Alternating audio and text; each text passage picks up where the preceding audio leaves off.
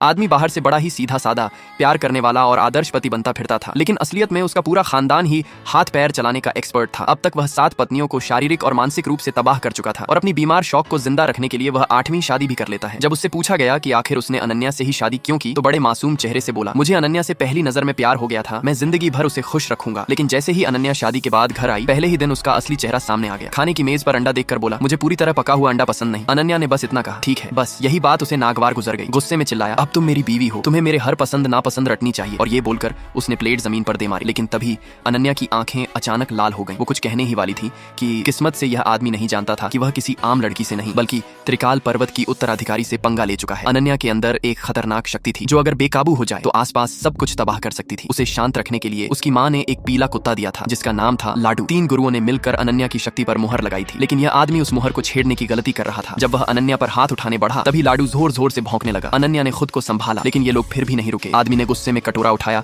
और लाडू को मारने ही वाला था कि अनन्या ने पलटकर उसे ऐसा थप्पड़ मारा कि उसकी आत्मा भी 2 सेकंड के लिए बाहर निकल आई। तभी उसका कजिन विक्रम वहां आ गया और बैठते ही मजाक उड़ाने लगा। वो शेखी बघारते हुए बोला कि उसने कैसे अपनी पत्नी को कांच के टुकड़ों पर घुटनों के बल बैठाया था। यह सुनते ही अनन्या ने उसे खुलेआम नीच और घटिया इंसान कह दिया। अब पति की तो इज्जत पूरी तरह मिट्टी में मिल चुकी थी। वो चिल्लाने लगा, माफी मांगो अभी के अभी। लेकिन अनन्या ने उल्टा काम किया। उसने दूध का गिलास उठाया और सीधा विक्रम के सामने जमीन पर उड़ेल दिया। विक्रम आग बबूला हो गया और अनन्या को मारने बढ़ा, लेकिन उसे भी 1-2 करारे तमाचे मिल गए। अब पूरा घर अनन्या पर टूट पड़ने ही वाला था कि उसकी आंखें फिर से लाल हो गईं। तभी लाडू दौड़कर आया और सीधे उस आदमी की पैंट पकड़ ली। 2 मीटर का पहलवान डर के मारे लगभग पैंट में ही सब कुछ कर बैठा। अनन्या ने एक शब्द बोला, लाडू हटो, और सबकी जान में जान आई। अनन्या जाते जाते चेतावनी दे गई कि अगर उसे फिर उकसाया गया तो अंजाम कोई नहीं झेल पाएगा। अगली